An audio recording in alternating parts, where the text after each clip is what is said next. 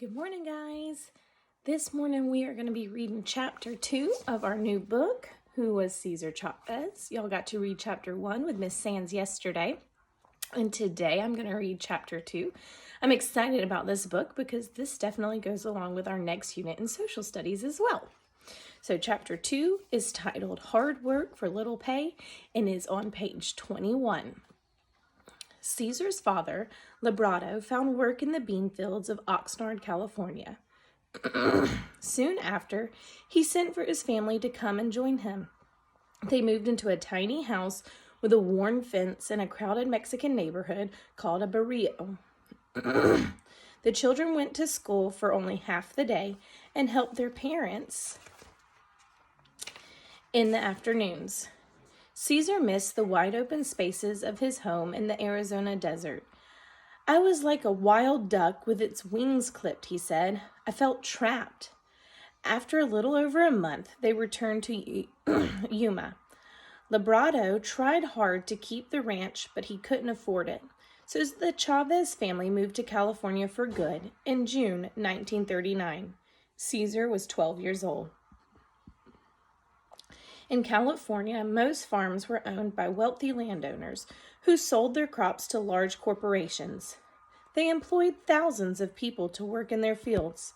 These workers were called migrants because they migrated or moved from town to town in southern and central California, according to the seasons of crops. Summer was busiest when they picked lima beans, avocados, corn, chilies, grapes, and tomatoes. They picked cotton throughout the fall until the end of the year. In winter and early spring, they picked carrots, cauliflower, broccoli, and cabbage. Spring was the time for melons, beans, and cherries.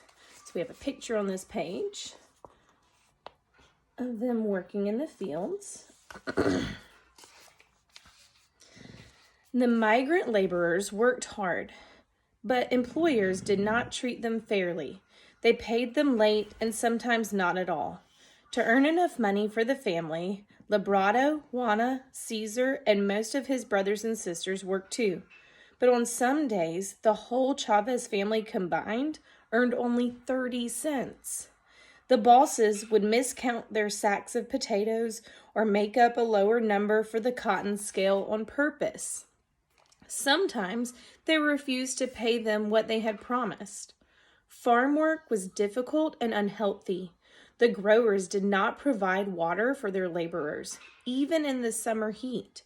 The fields did not have bathrooms nearby, so workers had to use the fields they worked in. In the winter, the ground was cold and slippery with mud. Short-handled hoes, called cortitos, were brutal on the workers' backs when they leaned over to use them. This page actually has a picture of them having to lean over with their short-handled tools.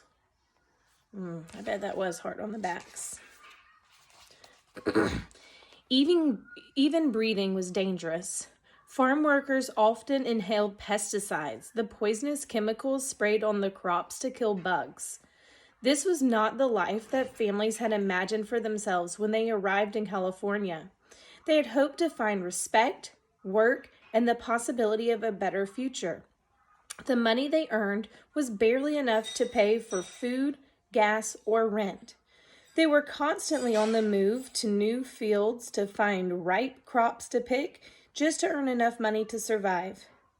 The California farm owners didn't see any reason to treat their employees well. If anyone complained, they could simply hire another worker to take his or her place. Not just Mexicans, but Filipino and other Asian immigrants. African Americans and poor whites made up the 300,000 Americans who had resettled in California to work in the fields.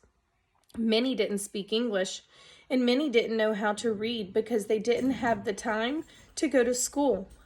The wealthy, mostly white growers held all the power and could easily take advantage of them. Some farms and orchards provided camps for workers to live in, but these camps were crowded and dirty, packed with hundreds of people sleeping in tents. Often, only one faucet provided water for 50 or more families. Sickness spread easily. Juana didn't want her family in the camps. Instead, they looked for other places to live, in barns, shacks, garages, and even their car. They spent one Oxnard winter living in a tent that puddled with rain. They couldn't always afford to buy food, so they collected wild mustard greens near the canals where they caught muddy fish to eat. Even when the Chavez family was in a town for only a few days, Juana insisted her children go to school. Other kids teased Cesar for being so poor and for wearing the same shirt every day. They made fun of his Mexican accent. If they challenged him to fights, Cesar kept his mother's lessons in mind and walked away. But he spent his days at school frightened of his teacher and the other students. Racism against Mexican Americans didn't happen only at school. Now that Cesar was moving from town to town, he saw segregation in many communities. Signs in shop windows read whites only, no Mexicans. Public swimming pools only let non-whites swim on certain days of the week. Theaters reserved the middle, best seats for white people. By the time Cesar finished 8th grade, he had attended more than 30 different schools. He refused to continue on to high school. His family needed him. And so Cesar began working in the fields full-time when he was only 15 years old. So that's it for chapter 2. Make sure that you do your discussion questions. I hope that you enjoyed this chapter with me, and I hope that you are having a great day. I miss you all terribly, and I cannot wait to see you soon. Bye. Mwah.